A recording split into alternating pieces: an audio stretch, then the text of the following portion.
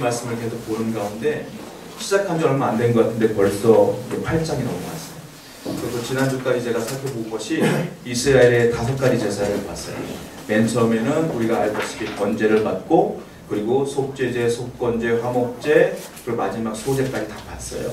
이제 오늘 5가지 제사가 끝난 다음에 이제 8장으로 넘어오는데 주제가 있어요. 1장부터 우리가 7장까지는 5가지 제사를 봤다면 8장부터 10장까지는 어떤 이야기냐면 제사장에 관한 이야기예요. 우리가 알아야 될 게 있어요. 제사가 제일 중요하다는 거예요. 그러니까 1장부터 나온 거죠. 그 다음 8장부터 나오는 것이 제사장이에요. 제사장도 굉장히 중요하다는 거예요. 근데 많은 분들이 이 부분들을 잘 공부해야 될 필요가 있어요. 자, 제가 오늘 이제 제사장에 대한 말씀을 볼 때 여러분들이 이미지를 좀 생각해 봐야 돼요. 뭐냐면 지금까지 배워왔던 것들을 생각하셔야 돼요. 원래는 출애굽기를 공부한 다음에 레위기로 넘어가야 정상이거든요. 왜냐하면 이게 이어진 책이에요. 근데 우리 출애굽기를 안 봤기 때문에 출애굽기에서 중요한 게 있어요. 뭐냐면 성막입니다. 성막을 알아야 되거든요, 사실은. 근데 우리 젊은 사람들은 저하고 구약 산책을 하면서 성막을 그림으로 다 그려봤거든요. 제가 이제 그림을 그릴 수가 없으니까 간단하게 설명드리자면, 이렇게 네모를 그리게 되면 이게 성막 가운데 성막뜰이라고 그래요, 이 안에. 그리고 가운데 또 네모가 있어요. 이게 성소예요. 그런데 이 안에 성소의 가운데 커튼 같은 게 있거든요. 이게 휘장이에요. 그 휘장 안쪽이 지성소고 바깥쪽이 성소예요. 자, 뭐가 있느냐면 지성소는 우리가 공부할 거 아니니까 앞에 성소에 뭐가 있냐면 오른쪽에 떡상이 있어요. 떡상. 그리고 가운데에 분향단이 있어요. 그리고 왼쪽에 7가지의 촛대가 있어요. 금촛대가 있어요. 그리고요, 이 성소 바깥에 나가면 뭐가 있느냐면 물두멍이라는 게 있는데 쇠그릇으로 돼가지고 큰 그릇이 있어요. 이게 뭐냐면 재물을 닦는 거예요, 물로. 그리고 물두멍이고 그 앞에 뭐가 있냐면 번제단이 몇 번제를 하는 거예요. 입구는 동쪽에 있어요. 이렇게 들어오는 거예요. 자, 이걸 이미지를 한번 생각해보자. 우리 같이 배워보진 않았지만 대충 생각해보고, 우리가 5가지 제사를 봤잖아요. 그 제사를 기억하면서 오늘 말씀을 보면 조금 더 이해하기가 쉬워요. 레위기는 뭐 어려운 말씀이다, 재미없는 말씀이다 라고 얘기하지만 레위기가 굉장히 중요한 책이에요. 그리고 다른 설교는 내 마음에 뭐 감성적인 접근을 할 수 있다면 레위기는 약간 지적 접근이 필요할 때가 많아요. 좀 알아야 되기 때문에 좀 딱딱할 수가 있지만 그래도 여러분에게 중요한 말씀이기 때문에 이 시간을 살펴봤으면 좋겠어요. 오늘은 제사장에 관한 겁니다. 제사장에 관한 건데 우리가 알아야 될 게 있어요. 우리 그냥 성경에 제사장에 써 있으니까 그냥 제사장이구나 라고 했지만 사실 제사장의 역사가 있어요. 그 역사를 알면 조금 이해하기가 쉬워요. 제사장의 역사도 있고 그리고 제사장의 그 기능도 있어요. 그걸 먼저 보려고 하는데요. 자, 우리가 알아야 될 게 제사장 그러면 누구의 자손입니까? 아론의 자손이라고 생각하잖아요. 레위 지파, 아론의 자손 그렇게 생각하고 있잖아요. 그런데 사실은 아론의 자손만 제사장이냐? 그렇지 않습니다. 레위기에서 분명히 하나님께서 아론의 자손만 제사장이라고 했고 레위 지파만 이제부터는 제사장이 돼요. 그런데 그 전에는 어땠을까요? 역사가 있어요. 자, 먼저 보자면 창세기 말씀을 보겠습니다. 창세기 14장 18절부터 20절 말씀 볼게요. 자, 한번 읽어보겠습니다. 18절부터 시작. 살렘 왕 멜기세덱이 떡과 포도주를 가지고 나왔으니 그는 지극히 높으신 하나님의 제사장이었더라. 그가 아브라함에게 축복하여 이르되 천지의 주제이시요 지극히 높으신 하나님이여 아브라함에게 복을 주옵소서. 너희 대적을 네 손에 붙이신 지극히 높으신 하나님을 찬송할지로다 하매 아브라함이 그 얻은 것에서 10분의 1을 멜기세덱이 주었더라. 사실 최초의 제사장이 등장한 구절이 여기에요. 그러니까 레위기 이전에 제사장이 등장을 했는데 그 사람 이름이 뭡니까? 멜기세덱이라. 근데 멜기세덱은 아론의 지파냐? 레위 지파냐? 아니에요. 뭐라고 써있어요? 살렘 왕 멜기세덱이라 그랬어요. 살렘은 샬롬이잖아요. 평강의 왕 멜기세덱이라는 거예요. 그 뒤에 뭐라고 써있어요? 그는 지극히 높으신 하나님의 제사장이었더라. 이 사람은 지파가 없어요. 그냥 하나님의 제사장이에요. 이 사람. 근데 이 사람의 정체를 몰라요. 사실 신학자가 아무리 연구해도 멜기세덱의 정체를 밝힌 사람은 아무도 없어요. 그냥 하나님께서 우리는 알기에 멜기세덱은 예수님이라고 그렇게 표현을 해요, 사실은. 그래서 아브라함이 멜기세덱이 10분의 1을 드리잖아요. 11조를 드리잖아요. 이 얘기가 나오는 거예요. 자, 아브라함이 자기 조카 롯이 소돔과 고모라 연합국에게 붙잡혔을 때에 롯을 구출하기 위해서 나갔다가 380명을 이겼어요. 그걸 데리고 오면서 멜기세덱을 만난 거예요. 이게 최초의 제사장이다 라고 했어요. 자, 성경을 또 볼게요. 시편 110편 4절입니다. 자, 한번 보겠습니다. 시작. 여호와는 맹세하고 변하지 아니하시리라. 이르시기를 너는 멜기세덱의 서열을 따라 영원한 제사장이라 하셨다. 다윗이 말하는 거예요. 뭐라고 말하냐면 누구를 예표하는 거냐면 예수님을 예언하는 가운데에 멜기세덱이라고 하는 이름을 빌려서 얘기를 해요. 즉 멜기세덱은 예수님을 예표하는 것이다 라고 얘기하는 건데 그분의 직임은 제사장이다 이 얘기하고 있는 거예요. 그리고요 히브리서 5장을 보면 5장 전체가 어떤 이야기로 가득하냐면 멜기세덱의 이야기로 가득해요. 자, 멜기세덱의 이야기가 가득한 이유가 뭐냐면 예수님이 제사장이라는 논증을 펼치기 위하여 히브리서 5장을 쫙 할애한 거예요. 결국은 뭐냐면 멜기세덱은 예수님이다. 예수님은 제사장이다. 그런데 그분은 레위 지파는 아니다. 근데 창세기에 보면 멜기세덱은 하나님의 제사장이라고 했지 않느냐? 그러니까 그분은 직접 임명하신 제사장이다. 그 얘기를 하려고 히브리서 5장을 쭉 나열하는 것을 보게 돼요. 그러니까 여러분들은 제사장의 직임은 레위 지파뿐만이 아니라 먼저 있었구나 라고 보시면 되는데 더 놀라운 사실은 멜기세덱뿐만 아니라 제사장이 또 있었다는 거예요. 누구냐? 자, 제가 누누이 말씀드렸어요. 레위기서에 말씀했던 모든 율법은 출애굽기 20장에 보면 시내산에 올라갔다가 모세가 다 받은 거예요. 그러니까 출애굽기 19장까지는 이런 레위기라든지 율법이 없었던 거예요, 사실. 20장 이후에 있는 거예요. 그런데 출애굽기 19장에 보면 제사장이 이미 등장을 해요. 성경을 볼게요, 직접. 출애굽기 19장 22절입니다. 자, 한번 읽어보겠습니다. 시작. 또 여호와에게 가까이 하는 제사장들에게 그 몸을 성결히 여기게 하라. 나 여호와가 그들을 칠까 하노라. 제사장이 있었어요, 이미. 그런데 출애굽기 20장에 보면은 시내산에 올라가면서 모세가 하나님 말씀을 듣잖아요. 그때 레위 지파 아론의 아들들에게 이제 제사장의 직임이 넘어가는구나 라고 들었단 말이에요. 근데 성경을 보니까 이스라엘에게 제사장이 있었던 거예요. 자, 24절도 보세요. 출애굽기 19장 24절입니다. 시작. 여호와께서 그에게 이르시되 가라 너는 여기 가서 아론과 함께 올라오고 나 여호와께 올라오지 못하게 하라. 내가 그들을 칠까 하라. 아론을 데리고 오고 제사장은 두고 오라 이거예요. 그러니까 이미 제사장들이 있었는데 문제는 뭐냐? 이제부터는 그들은 제사장으로 칭하지 않겠다 이거예요. 하나님께서. 원래 있었던 제사장은 이 제사장이 아닌 거예요. 이제 누가 제사장이냐? 아론이 제사장이 될 것이고 이제 그의 아들들이 제사장이 될 것이고 이제 그 후손들이 제사장이 될 것이다 이 말이에요. 이제 하나님께서 20장에 보면 레위기에 보면 그렇게 결정을 하신 거예요. 자, 문제가 있어요. 뭐냐면 그렇다면 쉽게 설명하자면 이미 있었던 제사장들은 제사장직을 박탈당한 거잖아요. 하나님이 세운 제사장이 아니니까. 그럼 뭐예요? 쉽게 설명하자면 실직한 거예요. 직업이 없어진 거예요. 자기의 존재의 의미가 없어진 거예요, 사실은. 뭐 먹고 살겠어요? 자, 문제는 모세가 출애굽을 하고 이스라엘 광야를 끌고 나갈 때에 반역하는 사람들이 굉장히 많았습니다. 고라 자손 같은 사람들. 얼마나 반역을 했어요. 그런데 저는 그런 생각을 해봐요. 이 반역의 무리 가운데 이 원래 제사장이었던 사람들이 있었을까요? 없었을까요? 저는 충분히 있었을 거라고 생각해요. 모세 때문에 내 직업을 뺏긴 거 아닙니까? 그러니까 얼마나 화가 나겠어요. 분명히 있었을 거란 말이에요. 자, 그러면 우리가 알고 있는 게 있어요. 뭐냐? 그렇다면 하나님이 명령하시기 이전에 제사장은 있었구나 라고 보시면 돼요. 또 하나, 이방인들에게도 제사장이 있었다. 이방인들에게도. 자, 성경을 직접 볼까요? 누가 제사장이냐? 요셉의 장인이 제사장이에요. 근데 이스라엘 사람은 아니에요. 창세기 41장 45절입니다. 한번 읽어보겠습니다. 시작. 그가 요셉의 이름을 사돈의 바네아라고 하고 또 온의 제사장 보디베라의 딸 아스낫을 그에게 주어 아내로 삼게 하니라. 요셉이 나가 애굽 온 땅을 훔쳐나니라. 요셉이 결혼을 했는데 누구랑 결혼했냐면 아스낫이랑 결혼을 했어요. 근데 그 아스낫의 아버지가 누구냐면 보디베라라고 하는 제사장이에요. 이 사람은 이방의 제사장이에요. 그러니까 제사장 제도는 원래 이방에도 있었다는 거예요. 또 있어요. 모세의 장인도 제사장이에요. 성경을 볼게요. 출애굽기 3장 1절입니다. 한번 읽어보겠습니다. 시작. 모세가 그의 장인 미디안 제사장 이드로의 양떼를 치더니 그 떼를 광야 서쪽으로 인도하여 하나님의 산 호렙에 이름에 모세가 장인이 있었죠. 결혼했으니까 그 장인의 이름이 미디안 제사장 이드로다.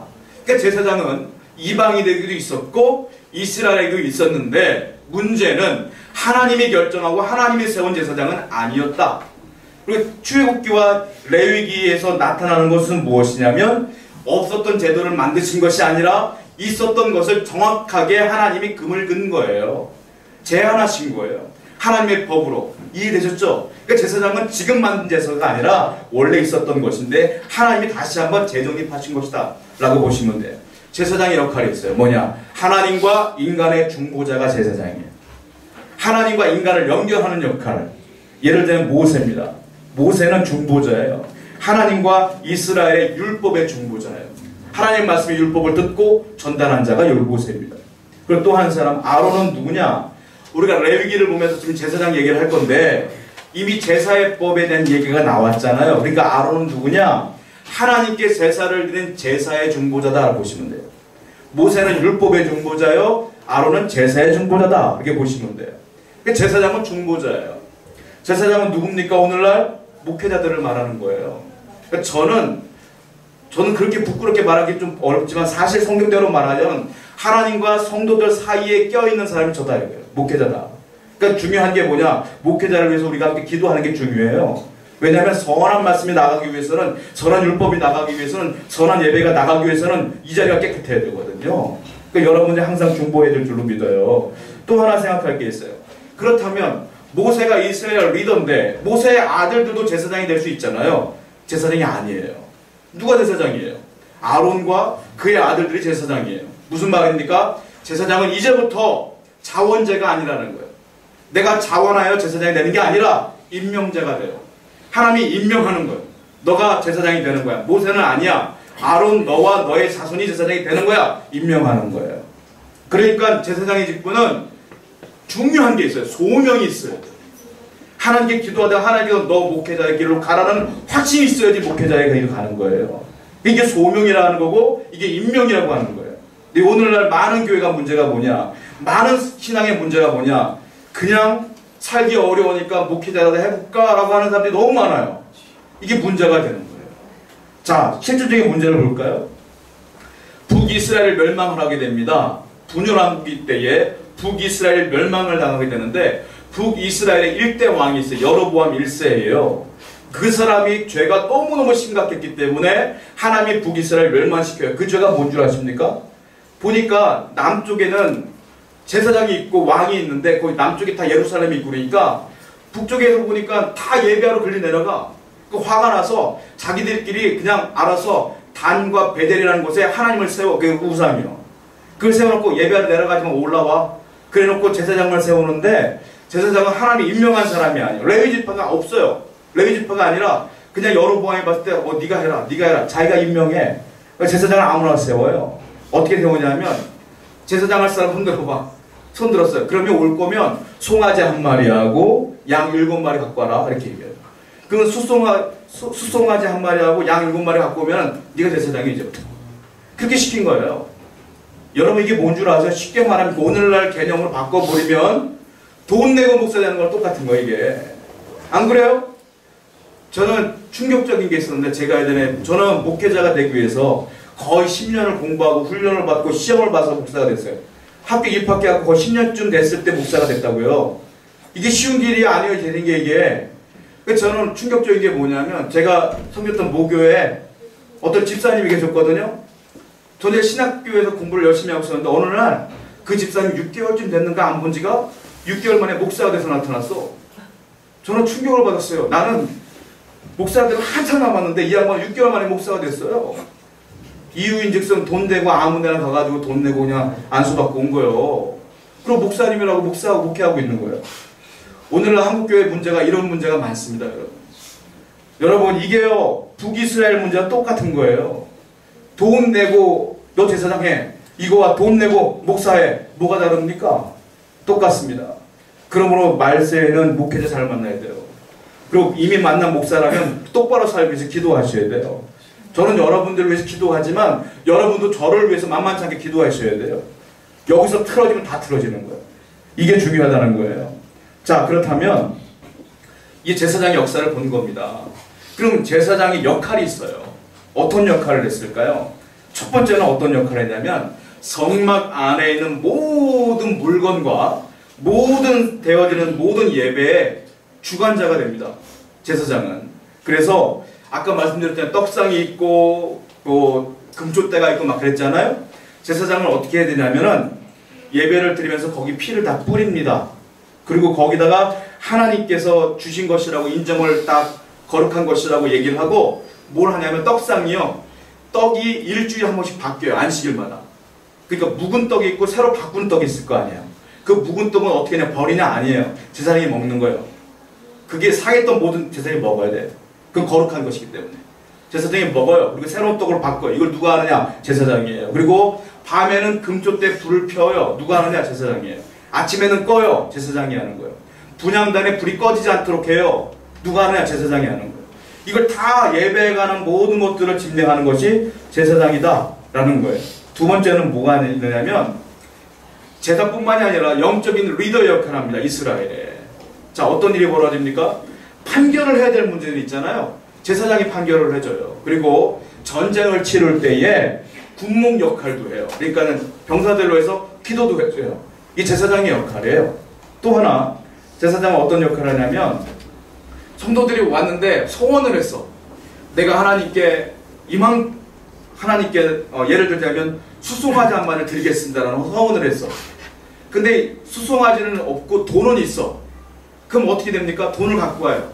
그 제사장이 뭘 하냐면 그 돈을 환전해 주는 거예요. 이 정도가 속값이야 라고 받아요. 환전 업무까지 했어요. 제사장이. 그래서 너는 소원을 이룬 거다 라고까지 얘기를 해줬어요. 또 하나 의사 역할도 했어요. 제사장은. 문둥병이 걸리면 마지막에 너는 나았어, 너는 안 나았어 이 결정해 주는 게 누구냐? 제사장이에요. 그러니까 나은 사람은 다시, 안 나은 사람은 다시 이 결정하는 게 제사장이에요. 쉽게 설명하자면 이스라엘의 역사 가운데 제사장이 없어서는 안 된 존재인 거예요. 예배도 드리죠, 환전도 하죠, 의사 역할도 하죠, 전쟁 치를 때 기도도 하죠. 그러니까 없어서는 안 된 존재인 거예요. 자, 세상 사람들은 목사가 필요 없어요, 사실은. 근데 신앙인들에게는요, 목회자가 필요해요. 중요한 거예요. 여러분들의 삶에 정말로 영적인 축복을 어떻게 이루어지느냐? 개인적으로 기도하여 축복받는 것도 당연히 많죠. 그러나 중보자의 목회자를 통해 흘러가는 것도 많다. 그러니까 여러분들, 저도 그렇고 여러분도 그렇고 항상 서로 사랑하며 기도해야 되는 것이 중요한 줄로 믿어요. 이게 제사장의 역할이라는 거예요. 자, 또 하나 생각해 봐야겠어요. 제사장이 되려면 여러 가지 절차가 있어요. 이걸 위임시라고 합니다. 위임시. 자, 아까 성경을 보면은 8장에 보면 7번이나 반복되는 게 있는데요. 그게 뭐냐면 여호와께서 모세에게 명하심과 같았더라 이 말이 반복되어져요. 7번이나. 이게 무슨 말이냐? 그러니까 7번 정도는 이 절차가 있다는 거예요. 7번 정도. 하나님의 절차가. 첫 번째가 어떤 절차일까요? 먼저 안수수익을 준비합니다. 제사장을 세울 때에. 성경을 보겠습니다. 8장 1절부터 4절이에요. 읽어보겠습니다. 시작. 여호와께서 그의 제자들과 함께 그 유목과 관유와 속죄제의 수송아지와 수장 두 마리와 무교봉 한 광조리를 가지고 온 회중을 회막문에 모으라. 모세가 여호와께서 실제로 하며 회중이 회막문에 모인지라. 첫 번째 무엇을 준비해야 되냐면 안수하려면 안수받을 대상자예요. 누굽니까? 아론의 아들들. 아론. 이 대상자가 있어야지 안수를 할 거 아닙니까? 제사장으로 대상자가 필요해요. 두 번째가 있어요. 뭐냐면 성경에 보면 뭐라고 써있어요? 2절에 보니까 의복. 의복이 중요하고 또 하나 관유. 기름입니다. 기름. 관유. 또 하나 속죄제에 필요한 수송아지 한 마리. 또 하나 있어요. 숫양 두 마리가 필요해요. 이게 뭐냐? 한 마리는 번제로 드릴 양이고요. 한 마리는 속죄제로 드릴 양이에요. 그러니까 수송아지와 양 두 마리가 필요한 거예요. 이 준비가 다 끝내요. 또 하나가 필요해요. 3절 보세요. 누굽니까? 온 회중을 회막문에 모으라. 이때 당시에 이스라엘의 인구가 300만 명이에요. 그러니까 네가 안수식 받을 거니까 300만 명 다 모으라 이 말은 아니고요. 어떤 뜻이냐면 백성의 리더들을 모으라. 이것도 300만 명을 모을 수가 없잖아요. 그래서 리더들을 모으라. 다른 말로 말하면 이 말은 안수식은 공개적이다. 다 봐야 되는 것이다. 은밀한 게 아니라 공개적이다. 중요한 거예요. 왜냐? 오늘날 교회의 행정이라든지 교회의 일들이 은밀하게 진행되는 게 너무 많아요. 이거 다 죄라는 거예요. 하나님. 교회는 투명해야 되고 교회는 공개적이어야 되고 교회는 다 알아야 된다. 이 얘기를 하고 계시는 거예요. 모든 걸 오픈하라 이 말 하고 계시는 거예요. 자 이제 준비가 끝났어요. 첫 번째 단계가 들어갑니다. 레위기 8장 5절부터 9절이에요. 자, 한번 읽어보겠습니다. 시작. 모세가 회중에게 이르되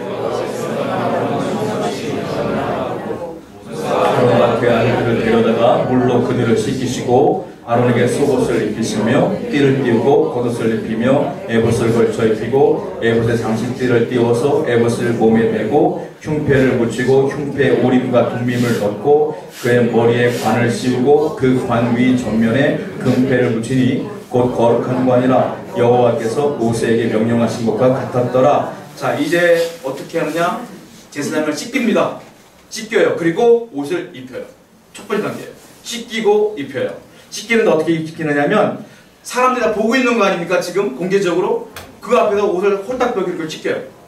근데 여러분 오해하지 말아야 될 게 고의는 있어요. 속옷은 입고 입는 거예요. 속옷은 입고 씻겨요. 제사장은. 씻고서 이제 옷을 입히는데 뭐라고 했어요? 겉옷을 입혀요. 그리고 어떻게 해요? 에봇을 걸쳐요.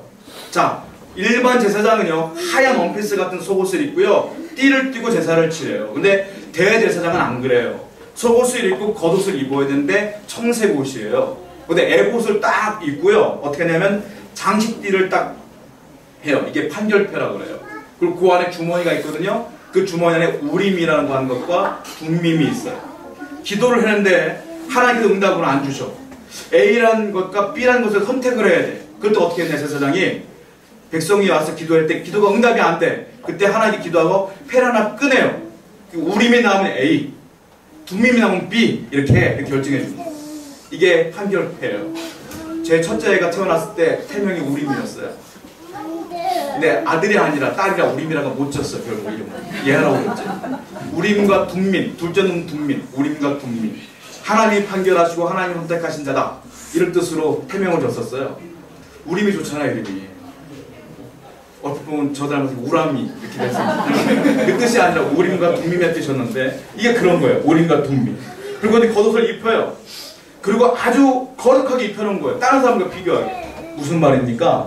하나님 앞에 서는 자는 거룩한 자이니 옷부터 시작하여 깨끗하게 살아가는 것이 정상이다. 이것이 맞다. 그러므로 목회자는 성도들보다 더 어렵게 성결하게 살아야 되는 거예요. 이 얘기를 좀 하고 있는 거예요. 지금 하나님께서는. 제사장은 그런 존재다 라고 말하는 겁니다. 두 번째, 그 다음에 관유라고 하는 기름을 부어요. 머리에 딱 붓습니다. 제사장에게. 그 기름을 부은 다음에 제사장은 어떻게 하냐면 들고 다니면서 기름을 번제단에 분향단에 뿔이 있거든요. 이렇게 거기에 발라요. 그리고 금그릇도 바르고 분향단도 바르고 떡상도 바르고 다 기름을 발라요. 왜요? 이제부터는 이 모든 건 하나님의 것 표시해요. 그리고 모세 아론의 머리도 기름 붓잖아요. 나도 하나님의 것. 그러니까 나는 성결하고 거룩하게 살아가야 할 사람들이고 이 모든 건 하나님의 것. 그리고 인정을 하는 거예요. 자 이게 왜 중요하냐면 유대가 바벨론에게 멸망을 당해 나중에 바벨론의 마지막 왕이 벨사살이에요. 벨사살. 그 벨사살이 어떻게 하냐면 야 이스라엘의 신은 죽었다. 내가 신이야 라고 말하면서 어떻게 하냐면 그 성소 안에 있는 그릇 있잖아요. 그 그릇으로 술을 먹어요. 이 벨사살이. 그걸로 다 기름 뿌린 건데 그걸 술을 먹고 어떻게 하세요? 즉사합니다. 하나님이 가만 놔두진 않았어요. 여러분 하나님의 것은 그렇게 거룩하게 여겨야 돼요. 자 지금 오늘날 살아가는 우리들은 모든 이가 제사장의 역할을 감당하는 거예요. 모든 이가. 여러분들도 다 하나님의 기름이 뿌려졌음을 아셔야 돼요. 우리도 거룩하게 살아야 돼요. 그걸 분명히 알고 살아야 될 줄로 믿습니다. 자 또 단계가 있어요. 뭐냐? 레위기 8장 14절부터 17절까지 한번 읽어볼게요. 읽어보겠습니다. 시작. 모세가 또 속죄제의 수송아지를 끌어오니 아론과 그 아들들이 그 속죄제의 수송아지 머리 안수함에 모세가 잡고 그 피를 가져다가 내 기둥에 뿌리에 발라 제단을 깨끗하게 하고 그 피는 제단 밑에 쏟아 제단을 수하여 거룩하게 하고 또 내장에 덮인 모든 기름과 껍질과 그 기름을 가져다가 모세가 제단 위에 부수고 그 수송아지 곧 그 가죽과 고기와 똥은 진영 밖에 불살랐으니 여호와께서 모세에게 명령하신 것 같았더라. 자, 이번에 뭐 하냐면 아까 수송아지 갖고 왔잖아요. 그 수송아지로 번제를 드립니다. 그게 이걸 뭐라고 말하냐면 속죄제를 드리는 거예요. 속죄제는 뭐라고 그랬어요? 내가 부지 중에 지은 죄. 내가 고의가 아니고 모르고 지은 죄도 있을 거 아니에요, 제사장님도. 그걸 깨끗하게 제사를 지내는 거예요. 또 하나, 속죄제는 금령을 모르고 지은 거니까 또 하나 얘기합니다. 자, 이번에는 숫양 2마리가 있었잖아요. 한 마리로 번제를 드려요. 번제는 뭐냐? 고의로 드린 죄를 용서받게 드리는 제사가 번제예요. 그러니까 또 양으로 제사를 지내요. 또 하나 양 한 마리 나왔잖아요. 그것은 또 제사를 지내요. 성경을 볼게요. 레위기 88장 22절부터 29절입니다. 레위기 8장 22절부터 29절 읽어볼게요. 시작. 또 다른 순양 곧 위임식의 수장을 드릴세 아론과 그의 아들들이 그 수장의 머리 안수 앞에 모세가 잡고 그 피를 가져다가 아론의 오른쪽 귓뿌리와 그의 오른쪽 엄지손가락과 그의 오른쪽 엄지발가락에 바르고 아론의 아들들을 데려다가 모세가 그 오른쪽 귓뿌리와 그들의 손의 오른쪽 엄지손가락과 그들의 발의 오른쪽 엄지발가락에 그 피를 바르고 또 모세가 그 피를 제단 사방에 뿌리고 그가 또 그 기름과 기름진 꼬리와 내장에 덮인 모든 기름과 간꺼풀과 두 콩팥과 그 기름과 오른쪽 뒷다리를 떼어내고 여호와 앞 무교봉 광주에서 무교봉 1개와 기름 섞은 떡 1개와 전병 1개를 가져다가 그 기름 위에와 오른쪽 뒷다리 위에 놓고 그 전부를 아론의 손과 그의 아들들의 손에 두어 여호와 앞에 흔들어 유제를 삼게 하고 모세가 그것을 그들의 손에서 가져다가 제단 위에 있는 번제물 위에 불사르니 이는 향기로운 냄새를 위하여 드리는 위임식 제사로 여호와께 드리는 화제라. 이에 모세가 그 가슴을 가져다가 여호와 앞에 흔들어 요제를 삼았으니 이는 위임식에서 잡은 수장 중 모세의 몫이라. 여호와께서 모세에게 명하신 것 같았더라. 마지막 하나의 양 가지고는요 화목제를 드리는 거예요. 화목제를 드리는데 우리가 기억해요. 화목제를 드리면 이 가슴살과 오른쪽 뒷다리는 누가 먹는다고 했어요? 제사장이 먹는다고 했잖아요. 근데 위임식에 쓰이는 화목제 제물은요 그렇게 안 해요. 뒷다리로 태워버리는 거예요. 가슴살만 먹게 돼요. 뒷다리로 태우는 장면이 나와요. 자, 여기서 뭐라고 말하냐면 이게 위임식이라고 하는데 이걸 원문 가까이 해석을 하면 어떤 거냐면 이거를 성별이라고 해요. 위임식은 성별하는 거예요. 무슨 말이냐? 이제부터는 너는 일반인이 아니라 내게 성별된 자라 얘기하는 거예요. 그러면서 하는 게 뭡니까? 자, 보세요. 23절을 보면 피를 가져다가 아론의 오른쪽 귓뿌리, 여기 귓볼 여기다가 발라요. 피를.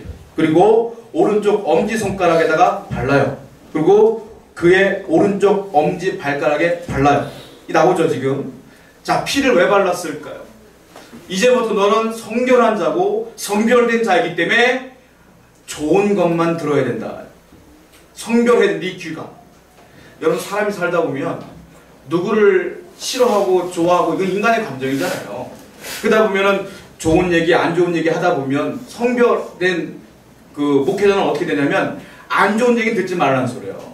안 좋은 얘기를 들으면 사람을 판단하게 되니까 너는 이제부터는 좋은 말만 들어라 이 말이에요. 여러분 그 얘기를 하고 있는 거예요. 또 하나는 엄지손가락은 뭐냐면 사람이 손으로 일을 행하잖아요. 그러니까 네 손은 이제부터는 성결되었으니 이제 좋은 일만 행해야 된다 이 말이에요. 또 하나 오른쪽 발가락에 피를 바른 건 이제는 거룩한 곳만 가야 된다. 저뿐만이 아니라 여러분에게 동일하게 말씀하시는 거예요. 우린 좋은 것만 들어야 되고 좋은 것만 말해야 되고 좋은 것만 해가야며 좋은 곳으로만 가야 된다는 거예요. 이제 하나님 믿는 사람은 그렇게 살아야 된다라고 얘기하는 거예요. 그러면서 세 가지를 태워요. 내장 기름을 태우고 광주리에 무교농 떡 3개를 태우고 그리고 콩팥 뒷다리를 세우고 다 태워버려요. 자, 그리고 우리가 생각해봐야 될 게 있어요. 뭐냐면 아까 말씀드렸잖아요. 원래 제사장은 가슴살과 뒷다리살을 먹는다고 그랬잖아요. 근데 위임식에는 뒷다리살로 태워버려요. 이유가 뭘까요? 무슨 말이냐? 너에게 주어진 목도 내가 준 거다 이 말이에요.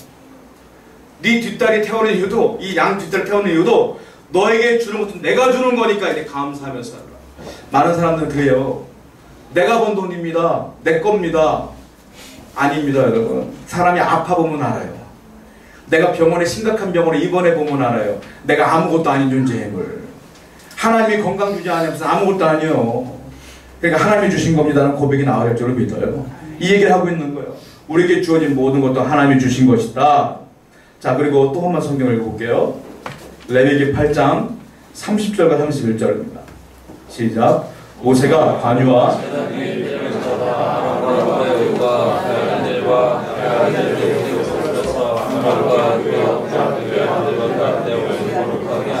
모세가 아론과 그의 아들들에게 이르되 내게 이미 명령하시기를 아론과 그의 아들들은 먹으라 하셨은즉 너희는 회막물에서 그 고기를 삶아 위인식 광주리 안에 떡과 아울러 그걸 섞어 먹고. 여기 보시면 그냥 먹는 것이 아니고요, 모세가 관유와 피를 섞어갖고 제사장 옷을 딱 뿌려요.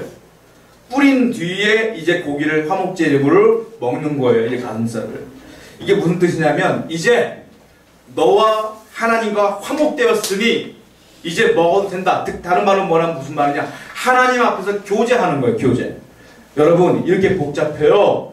하나님과 화목제되고 하나님과 교제하는 건 이렇게 복잡해요. 쉽게 되는 게 아니에요.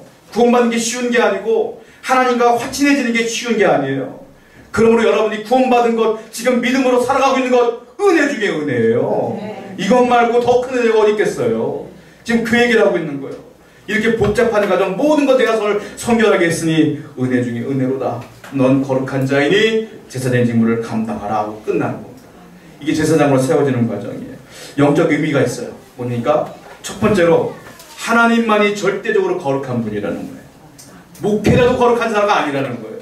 하나님이 임명했고 거룩하게 만들었기 때문에 목회자로 있는 거지, 제사장으로 있는 거지, 그 자체가 거룩한 게 아니다는 거예요. 그러므로 누구나가 다 똑같은 죄인이기에 하나님만 높여야 된다는 거예요. 그러니까 모두가 회개하고 모두가 거룩한 마음으로 주님께 나아가는 게 중요해요. 여러분, 우리가 조금 높은 사람들 만날 때에 그냥 슬리퍼 끊고 반바지 입고 나갑니까? 절대로 안 그래요. 그렇잖아요. 대통령을 만난다고 하면 우리가 어떻게 해야 돼요? 몇 날 며칠 고민하고 미장원도 갔다 오고 이런 거 아니에요? 하나님 앞에 나올 때는 하나님은 거룩한 분이기 때문에 그렇게 준비하며 나와야 된다는 거예요. 그 얘기를 하고 있다. 두 번째 생각해 볼 게 있어요. 뭡니까? 그러므로 하나님만이 거룩하기 때문에 무턱대고 아무 생각 없이 이 자리에 앉았다는 다 죽는 거예요. 그러면 늘 회개하며 살고 하나님께 감격하며 사는 여러분들에게 축원합니다. 또 하나 있겠어요. 뭡니까? 아무도 하나님께 직접 나갈 수가 없는 거예요. 그래서 하나님이 중보자로 세웠어요. 그게 누굽니까? 제사장이에요. 제사장 할 일이 뭐예요? 제사를 집례하는 거예요. 즉 누군가의 희생이 없이는 하나님께 나갈 수가 없어요. 우리의 유일하신 제사장이 누구예요? 예수 그리스도예요. 예수님 외에는 하나님께 나갈 수가 없음을 다시 한번 기억해야 될 줄로 믿습니다. 그러므로 예수님 위에 살고 예수님 위에 죽는 저와 여러분 되기를 축원드립니다. 자, 우리 말씀을 기억하며 찬양하겠습니다.